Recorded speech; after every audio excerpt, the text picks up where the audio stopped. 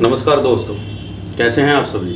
उम्मीद करता हूं अच्छे होंगे, स्वस्थ होंगे, अपने अपने फार्म को अच्छे तरीके से मेंटेन कर रहे होंगे। सो दोस्तों, आज जो हमारा मोटो है, आज जिस पे हम बात करेंगे वो है फीड किस तरीके से होनी चाहिए। अच्छी, महंगी, सस्ती, कंपनी की अपनी फीड बनाई हुई, ये सब के ऊपर विचार करेंगे। तो उससे पहले जो है कि हम सभी यही सोचते हैं कि फीड अपनी बनाए या कंपनी की लें, रिजल्ट किस में अच्छा है।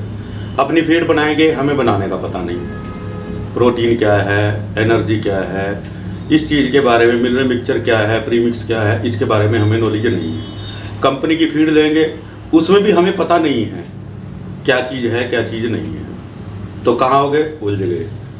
ठीक है, इसी उलझन को दूर करने के लिए आज हम बात करेंगे डॉक्टर साहब से। आज मीटिंग करवाएंगे।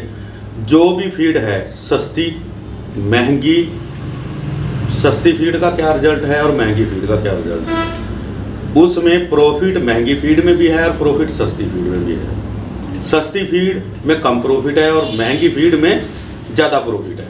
काम उल्टा हो गया ना। तो उसके बारे में ही ज्ञान आज देंगे, हमें डॉक्टर साहब देंगे। तो ज़्यादा समय ना लेता हुआ सीधा चलूँगा डॉक्टर साहब के पास। तो उससे पहले एक ही गुजारिश है मेरी कि चैनल को सब्सक्राइब करें, लाइक करें और पूरी वीडियो ज़रूर देखें ताकि आपको अच्छे तरीके से समझा सके। तो चलते हैं डॉक्टर साहब, डॉक्टर परविंदर जी के पास, जिनकी पहले भी वीडियो हैं आपके पास, पहले भी वीडियो डली हुई फीड के ऊपर, ये सारी वीडियो। लेकिन आज हम बताएंगे कि सस्ती फीड और महंगी फीड क्या चीज़ होती है। मेन जड़ होती है हमारी स्टार्टर फीड। तो स्टार्टर फीड के बारे में आज जानकारी लेंगे हम। तो स्टार्टर फीड कैसे बनाएं, अपनी बनाई या बनी बनाई लें, और उसकी पहचान क्या होगी। हमें बनी बनाई भी लेते हैं तो उसकी पहचान क्या होगी, उसके बारे में आज जानकारी लेंगे। तो चलते हैं, समय न लेते हुए चलते हैं डॉक्टर। नमस्कार किसान भाइयों, कुलदीप जी आपका धन्यवाद। देखिए, हल्की फीड, सस्ती फीड या महंगी फीड, बढ़िया फीड, अब इस चीज़ को समझना जरूरी है। बढ़िया का मतलब क्वालिटी, बढ़िया का मतलब बैलेंस्ड। जब हम बोलते हैं ना कि बैलेंस्ड फीड है, बैलेंस्ड अगर करना है तो महंगा और सस्ता दोनों ही तरीके से हो सकती है। तो आज स्टार्टर के ऊपर हम बात करते हैं। स्टार्टर के बारे में तो नॉर्मली किसान भाई मुझे मिलते हैं, जिनसे बात होती रहती है, जिनके फार्म पे जाना होता है, तो ज़्यादातर उन लोगों से डिस्कशन हुआ तो एक कंक्लूजन निकल गया है कि हल्की फीड या बैलेंस फीड ना हो तो वो किस तरीके से बन रही है। तो सबसे पहले हम बात करते हैं, एक एग्जांपल ले लेते हैं। नॉर्मली क्या लिया जाता है, मक्का ले लिया। ठीक है जी, मक्का सबसे आसानी से अवेलेबल है। मक्का के साथ में चावल की कनी है, किनकी जिसे बोलते हैं, राइस ब्रोकर। ठीक है जी, DRB ले ली, पॉलिश ले ली, सोया DOC ले ली। ठीक है जी, नमक हो गया, मिनरल मिक्सचर ले लिया। तो इन सब चीज़ों का कॉम्बिनेशन बना करके जो है हम लोग फीड डिज़ाइन करते हैं। तो जानकारी जब प्रॉपर नहीं है तो फीड किस तरीके से डिज़ाइन होती है कि जी चलो ठीक है, मक्का अनाज का जो पार्ट है वो 40% रख लो, तो 40 किलो मक्का ले लिया। साथ में किनकी डाल दो जी, कितनी, 15 से 20% हमने ले ली। DRB डाल दो जी 10%।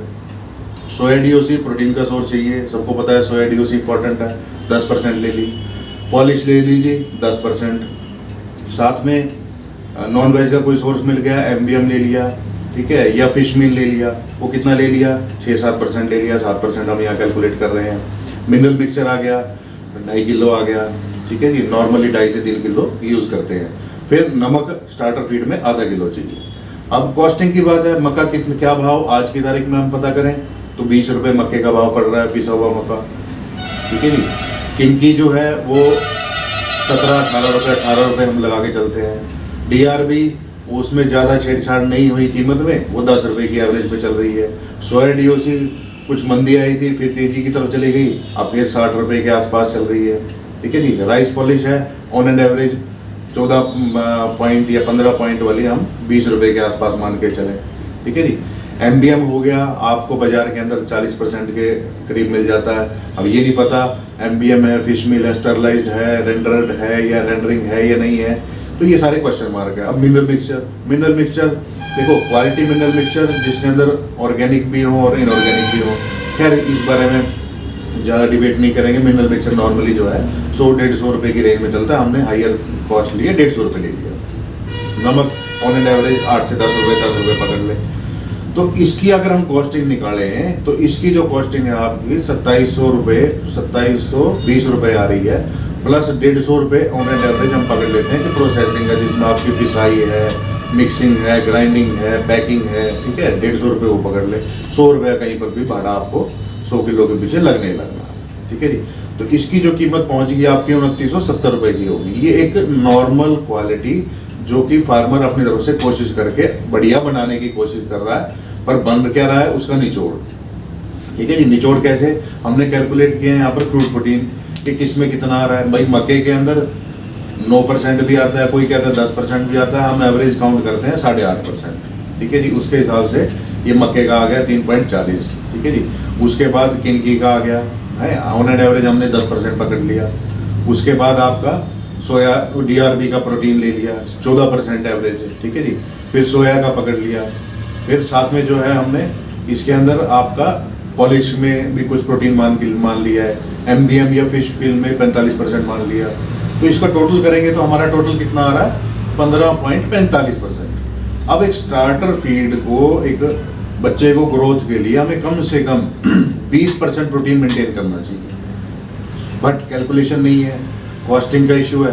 तो हम क्या करते हैं कि हल्का जो है उसका फार्मूलेशन तैयार कर लेते हैं और वो खिलाते हैं। अब उसका कुछ नुकसान भी है, कुछ फ़ायदा भी है।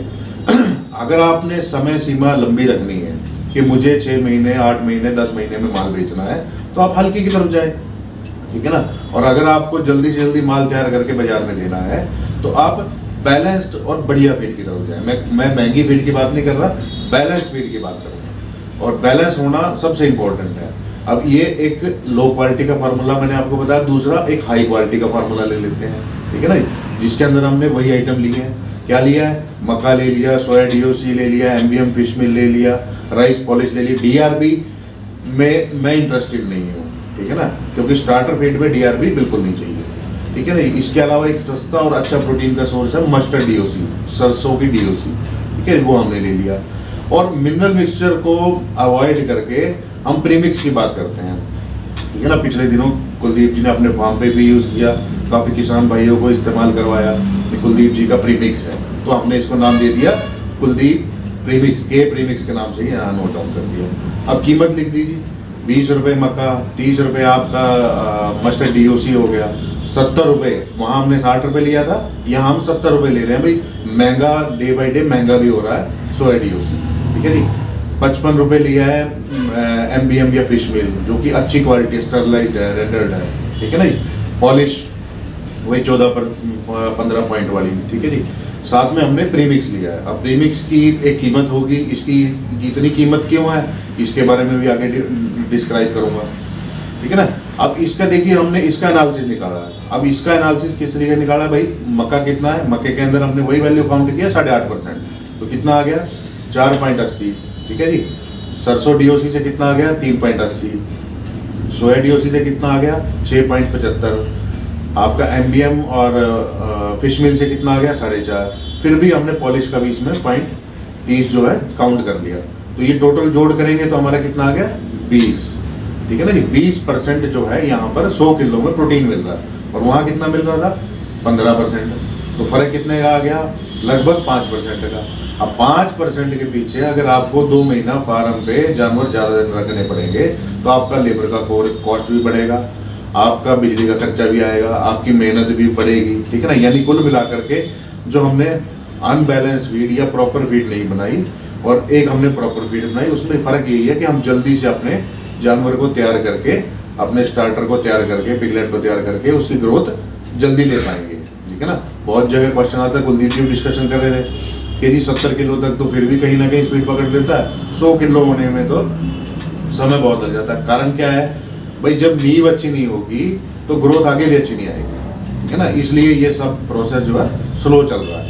अब इम्पोर्टेंट क्या है, अब देखिए यहाँ हमने बैलेंस फीड बना लिया। अब बैलेंस फीड के अंदर हमने ये 2 आपको एग्जांपल दे दिए कि किस तरीके से आप इसको बैलेंस कर सकते हैं। अब बात कर लें प्रीमिक्स की भी, कि प्रीमिक्स की इंपॉर्टेंस क्या है मिनरल मिक्सचर के कंपैरेटिवली। मिनरल मिक्सचर की अपनी इंपॉर्टेंस है, पर प्रीमिक्स में क्या है कि कुछ और आइटम्स को ऐड ऑन करके और जो है बेटर ग्रोथ को लिया जा सकता है। कैसे कि हम उसमें कुछ अमीनो एसिड्स डाल दें। अमीनो एसिड्स कौन कौन से? भाई सबसे इंपॉर्टेंट है लाइसिन, ठीक है ना, जिसकी बहुत ज़्यादा ज़रूरत है, ठीक है ना। लाइसिन ले लिया हमने, मिथोनिन ले लिया DLM, ठीक है जी। थेरोनिन एक अमीनो एसिड आता है, ट्रिप्टोफैन आता है, और भी कई अमीनो एसिड है, मैंने यहाँ पर कुछ एक नाम लिखे हैं। इसके अलावा फैट जो है वो डिपोजिशन हो जाती है लीवर के ऊपर, तो वहाँ पर उसमें हेल्पफुल है कोलिन हमारा, ठीक है ना। कोलिन ले लिया। लीवर टॉनिक, लीवर को बेटर करने के लिए, ठीक है जी। ईस्ट कल्चर ले लिया, प्रोबायोटिक प्रीबायोटिक का काम करेगा। एंजाइम्स का एक कॉकटेल ले लिया जो कि एंजाइमेटिक एक्शंस करेगा, तभी हमारी ग्रोथ और बेटर होगी ना, जब फीड प्रॉपरली एब्जॉर्ब होगी, डाइजेशन प्रॉपर होगा, ठीक है जी। साथ में कैल्शियम फास्फोरस के एब्जॉर्प्शन के लिए फाइटेज ले लिया, ठीक है। टॉक्सिन बाइंडर हम यूज़ कर सकते हैं समय अनुसार, जिस वक्त ज़्यादा मॉइस्चर हो, नमी हो, मटेरियल अच्छा नहीं मिल रहा हो, टॉक्सिन बाइंडर जरूर इस्तेमाल करना चाहिए, ठीक है। एसिडिफायर हम यूज़ कर सकते हैं। तो ये सभी चीज़ें जो हैं ये प्रीमिक्स में यूज़ की गई हैं, ठीक है। इसके अलावा विटामिन प्रीमिक्स, भाई विटामिन प्रीमिक्स की हम बात कर रहे हैं, भाई उसके अंदर क्या क्या होना चाहिए? भाई विटामिन AD3 सबसे इम्पोर्टेंट है, वो होना चाहिए। E है, K3 है, ठीक है जी। B कॉम्प्लेक्स है, B1, B2, B6, B12, ठीक है जी। नियासिन हो गया, फॉलिक एसिड हो गया, बायोटिन हो गया, ठीक है, पैंथोनिक एसिड हो गया, ठीक है। ये सारी चीज़ों के अलावा मिनरल्स जो है हमें ऑर्गेनिक और इनऑर्गेनिक दोनों तरह के यूज़ करने चाहिए। फ़ायदा क्या है कि इनऑर्गेनिक की एब्जॉर्प्शन जो है थोड़ी कम होती है और ऑर्गेनिक की एब्जॉर्प्शन जो है वो मैक्सिमम होती है, तो हमें कॉम्बिनेशन दोनों का ले लेना चाहिए। तो मिनरल्स में कौन कौन से आ गए जी? हमारा जिंक आ गया, मैग्नीज आ गया, कॉपर आ गया, कोबाल्ट आ गया, आयोडीन हो गया, आयरन हो गया, ठीक है, सेलेनियम है, मैग्नीशियम है, सल्फर है, क्रोमियम है ना। कोई और मिनरल बच गया हो तो वो भी इस एक जो है कंप्लीट प्रीमिक्स के अंदर मिनरल सारे यूज़ किए जाते हैं। अब बैलेंस कैसे हो? मिनरल मिक्सचर जब बनता है तो उसके अंदर कैल्शियम फास्फोरस भी काउंट करी जाती है, जो इम्पोर्टेंट है क्योंकि ये मेजर मिनरल में आती है, माइक्रो में नहीं आती। तो इनकी इंपॉर्टेंस है और इनको हम कहाँ से पूरा करेंगे? DCP ले लिया हमने, डाई कैल्शियम फास्फेट, ठीक है ना जी। MCP ले लिया, मोनो कैल्शियम फास्फेट, ठीक है। यहाँ से हम फास्फोरस और कैल्शियम का बैलेंस करेंगे। साथ में कैल्शियम थोड़ी ज़्यादा मात्रा में चाहिए तो हम LSP का यूज़ करेंगे, लाइमस्टोन पाउडर है, ठीक है। तो इन सब चीज़ों से जो है हम करके एक कंप्लीट प्रीमिक्स, जिससे कि हमारी स्टार्टर फीड या सभी फीड की जो है क्वालिटी बेटर होगी। तो मेरा तो कुलदीप जी को हमेशा ये एडवाइस है कि अपने फार्मर्स को आप भी बताएं, मैं भी बताऊंगा कि जितनी हम अच्छी बैलेंस फीड प्रॉपर न्यूट्रिशन करके दे पाएंगे उतनी ही हम बेटर तरीके से जो है जानवर से ग्रोथ दें। अभी और ज़्यादा समय मैं आपका नहीं लूँगा, ठीक है ना, क्योंकि एक ही बारी में सारी जानकारी ना दे पानी संभव है ना समझ पानी संभव है। अभी आप स्टार्टर पे काम कीजिए, जल्द से जल्द जो है हम आपके लिए ग्रोवर, फिनिशर और कोशिश करेंगे ब्रीडर के ऊपर भी काम करके लाएं। आपको कंक्लूड करके बताएंगे कि किस तरीके से 6 से 7 महीने में हम अपने जानवर को फार्म से तैयार करके आगे सेल आउट कर सकते हैं, तभी हम मुनाफा कमाएंगे। तो आज के लिए धन्यवाद कुलदीप जी, आपका बहुत बहुत धन्यवाद सभी किसान भाइयों। सो दोस्तों, कैसी लगी जानकारी आपको? चलो, इसके ऊपर प्रविंदर जी का धन्यवाद करता हूँ मैं कि उन्होंने बहुत अच्छी जानकारी दी। देखो, अब क्या करना है, पिगरी एक ऐसा फंडा है कि जिसको समझ पाना नामुमकिन है, और जो समझ गया उसने प्रॉफिट ले लिया, ठीक है जी। और इसमें क्या है, प्रॉफिट लेना ही सबसे मेन बात है कि प्रॉफिट कौन और कैसे लेगा, उस चीज़ को देखना है, और कहाँ से लेंगे वो देखना है हमने। हम ये नहीं कहते आपको कि ब्रांडेड फीड ना खिलाओ आप या कुछ ना करो, लेकिन खिलाओ, उसे पहले देखो, ट्रायल लगाओ आप। जब आप स्टार्टर ग्रोवर पे ट्रायल लगा लोगे तो अब आगे अपने आप लग जाएगा, क्योंकि बहुत सारी समस्या आती हैं। 60 किलो पे, 70 किलो पे, 80 किलो पे जाके बच्चा रुक जाता है। क्यों रुकता है वो? कहीं ना कहीं तो कमी है। कुछ ऐसी होती है कंपनी भी स्टार्टर फीड को अच्छा बनाती है, कुछ ग्रोवर को अच्छा बनाती है, कोई फिनिशर को अच्छा बनाती है। अब 3 कंपनियों की तो फीड नहीं ली जाती हमारे से, लेंगे तो एक की ही, क्यों ना उसकी बजाय कोई ऐसा ही बनाया जाए, अपनी ही फीड बनाई जाए कि हम तीनों ही क्वालिटियाँ एक साथ लेके चलें और अच्छी फीड बनाएं। महंगी तो ज़रूर पड़ेगी, लेकिन उसमें जल्दी तैयार भी तो होगा बच्चा जल्दी तैयार होगा, जल्दी सेल आउट होगा, बैकअप बनेगी पीछे आगे।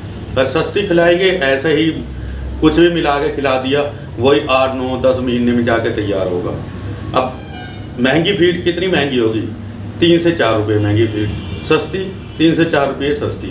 लेकिन उसको कैलकुलेशन करके टाइम के अकॉर्डिंग कैलकुलेशन करके देखें तो अगर ये 3 महीने लेट भी बच्चा आपका तैयार हुआ 100 kg का, तो उसमें लेबर भी आ गई, अपना बिजली पानी भी आ गया, आपकी मेहनत भी आ गई, सारा कुछ आ गया, तो आ जाता है वहीं पे ही, एस्टिमेट वहीं आ जाएगा फिर भी, क्योंकि 3 महीने ज़्यादा फीड भी तो खिलाई ना आपने। तो इसलिए फीड टाइम लिमिट कम रखें, फीड चाहे आप महंगी लो कि जो रिजल्ट अच्छा देती चले। तो हमारा तो यही सलाह है कि आप अच्छे से करें, अपने फार्म को अच्छे से मेंटेन करके चलें। तो आगे देखते हैं जैसे ऊपर वाले की मर्जी। तो इसी के साथ ही इजाज़त चाहूँगा, और हाँ, जाने से पहले चैनल को सब्सक्राइब और शेयर ज़रूर करना, और पूरी वीडियो आपने देख ही ली। तो इसी के साथ ही नमस्कार, जय हिंद, जय भारत।